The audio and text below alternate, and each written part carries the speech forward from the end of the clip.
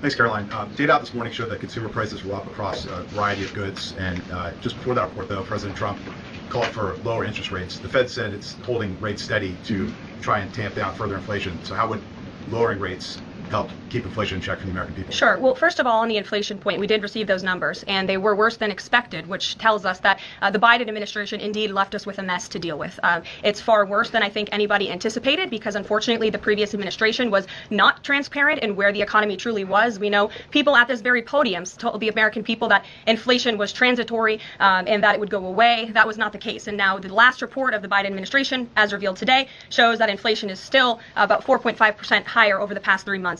This is an indictment on the Biden administration's mismanagement of the inflation crisis and their lack of transparency in addressing it. As for tackling inflation and interest rates, the president has made his position on this very clear.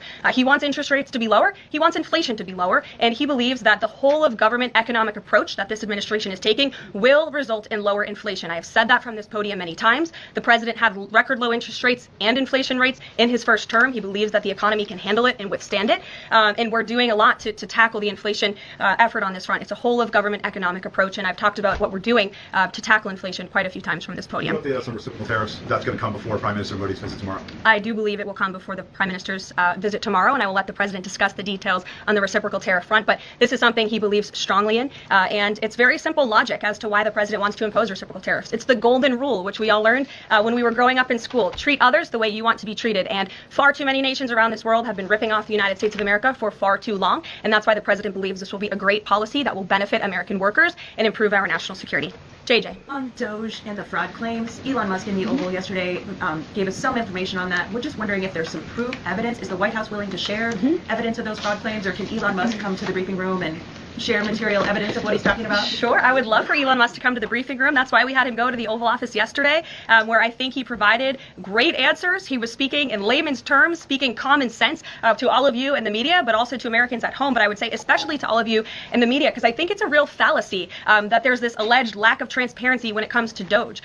President Trump and Elon Musk have been incredibly transparent on what Doge is doing. There is an X account with the Doge handle. They are tweeting out what they are doing on a daily basis. They have a website where they are posting the receipts of the contracts that they are reviewing and the payments that they have stopped from going out the door. The secretaries of our departments have stopped from going out the door. And I would also say that before it was Elon Musk making our government efficient and accountable, it was some unnamed bureaucrat that none of you knew. Elon Musk is the richest man in the world. He's also now one of the most highly scrutinized men in the world alongside President Trump because of what he's doing and the access that he is allowing. So there's great transparency. As for the actual receipts, we are happy to provide them, and I actually brought some today because all of you know I love to bring the receipts. We have contracts upon contracts that we can send and provide this information to you. Let me be very clear. We are not trying to hide anything. We have been incredibly transparent, and we will continue to be. These are screenshots of contracts that Doge found across our government. This is a DEI contract, $36,000 for U.S. citizenship and immigration services. That is against the president's policies and his America First agenda. This is a $3.4 million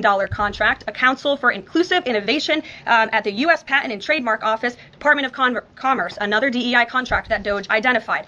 I can continue to go through these. Oh, I love this one. $57,000 for climate change in Sri Lanka. What is this doing to continue the interests of the American people? Absolutely nothing. These are the line items across the federal government that Doge is identifying daily. They're moving very fast. There's a lot of paper that we can show you, but we're happy to do it. This administration has been more than transparent about what Doge is doing. And here's one of their tweets that they posted about the mine. I believe this is in Pennsylvania, where the federal employee retirement system is being processed. Did anybody know this was even happening in our country before Elon Musk talked about it in the Oval Office yesterday? A lot of Americans didn't. So we are providing transparency and accessibility on a daily basis when it comes to Doge. And I also have a Doge daily report, if anybody would like it, on all of the things that they are identifying and finding. We're happy to provide this information to you. We're talking about it every single day. Are all those things you just mentioned fraud, or are they waste, or are they just contrary to the president's policies? I would argue that all of these things are fraudulent, they are wasteful, and they are an abuse of the American taxpayer's dollar. This is not what the government should be spending money on. It's contrary to the president's priorities and agenda. And again, we can continue to provide you the receipts for all of the fraud, waste, and abuse. And if anybody in here wants to argue that the federal government is not fraudulent in some capacity, be my guest, because I think the American people watching at home would beg to differ.